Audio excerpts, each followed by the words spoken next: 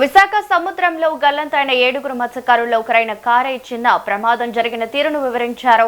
గురువారం వేటకు వెళ్లి తిరిగి వస్తుండగా జెట్టీకి 10 కిలోమీటర్ల దూరంలో ఇంటికి ఫోన్ మాట్లాడుతున్న సమయంలో బోటు బోల్తా కొట్టిందన్నారు. బోటు కింద తన అన్నయ్య కుమారుడు చిక్కుకుపోగా మిగతా వారు రాత్రి వరకు బోటుపైనే ఉన్నామని తెలిపారు. అనంతరం షిప్ కనిపించడంతో ఈదుకుంటూ వెళ్లామని, యాంకరేజ్ పాయింట్ ను పట్టుకునే సహాయం కోరగా లైఫ్ జాకెట్ విసిరిన షిప్ సిబ్బంది తనను సురక్షితంగా పైకి లాగి రక్షించారని చెప్పారు.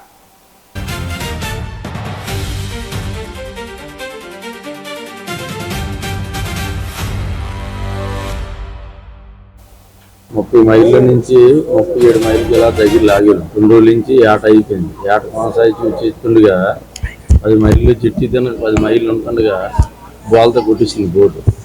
బాల్తో కొట్టేసిందంటే ఒక మనిషి కింద ఉండిపోయాడు. మా అన్నయ్య కొడుకు ఆరి చిన్నయ్య పేరు అయితే చంటి అంటారు. అయితే ఆ పడిపోయిన వెంటనే మా అన్నయ్యని గుండు బాదుకుని ఏడుస్తాను, బాబు నా కొడుకు కనిపించట్లేదు. కనిపించని ఏడుతుంటే ఈ లోపు బోటు మీద ఉన్నాం. బొడికి మీద 8 గంటలకు 4 అయిపోయింది. 4 అయిపోయిన వెంటనే అలా ఉందాము, ఉన్నంచే ఉందాం 6 ఉండి 9 అయిపోయింది. 9 అయిపోయిన బోటు కిందకి వెళ్ళిపోతుంది. బోటు కిందకి వెళ్ళిపోయిన బోటు ఎప్పుడైతే కిందకి వెళ్ళిపోతుందో అయితే 6 కలిసే ఉందాంరా నైట్ వరకే, మన చూస్తే ఎటు లేదు. ఇంకా మరి ఎటుకేసి ఇడిపోయామంటే ఎక్కడొక్కడ చనిపోతామరా అని చెప్పి 6 కలిసి ఉన్నాం. చూస్తుండగా నైట్ 6లోకి 5 ఉన్నాం. ఒక మనిషి కనిపించట్లేదు. కనిపించకపోతే ఎటు మనిషి కనిపించట్లేదు అనేసరికి సరే 5 ఉన్నాం కదా, 5 ఉన్నాం అనేసరికి 5 నుంచి తెల్లారిన దాకా ఉన్నాం.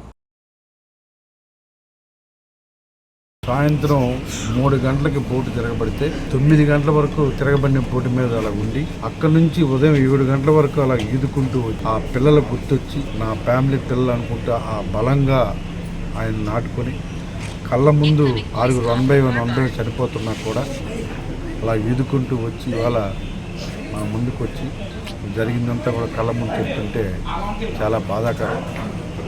బ్యాడ్ ఏంటంటే వాళ్ళందరూ బతకాల్సిన పరిస్థితి. ఆ బోటు ఒక్కసారిగా అలలు తిరగబడడంతో ఆ ఫోన్లు వాళ్ళ చేతుల్లో ఉన్న ఫోన్లన్నీ కూడా పోవడం వల్ల కమ్యూనికేషన్ లేకుండా పాపము తీవ్రంగా ఇబ్బంది పడ్డారు. వాతావరణం బాగుంటే జనరల్గా ఉదయాన్నే జాలార్ బోట్లు అలాగే చుట్టుపక్కల పెద్ద పెద్ద బోట్లు కూడా తిరుగుతూ ఉంటాయి. ఈ సైక్లోన్ ఎఫెక్ట్ వల్ల అందరూ కూడా ఎక్కడో అక్కడ ఆగిపోవడంతో మధ్యాహ్నం 3 గంటలకు జరిగితే 9 వరకు వాళ్ళు బోటు మీద ఉండాల్సిన పరిస్థితి వచ్చింది. 2 రోజుల క్రితం జరిగిన ఫిషింగ్ బోట్ క్రాష్ మునిగిపోయే దుర్ఘటనలో 7 ఎఫెక్ట్ అయ్యారు. దాంట్లో ఒకరు మర్చెంట్ నేవీ వెసల్ చేత రక్షింపబడ్డారు. వాళ్ళని ఈ రోజు మన నేవీ వాళ్ళ సహకారంతో మన జిల్లా యంత్రాంగం కలెక్టర్ గారు వాళ్ళతో మాట్లాడి ఈ హెలికాప్టర్ ఏర్పాటు చేయించి ఎయిర్ లిఫ్ట్ చేసి తీసుకురావడం జరిగింది.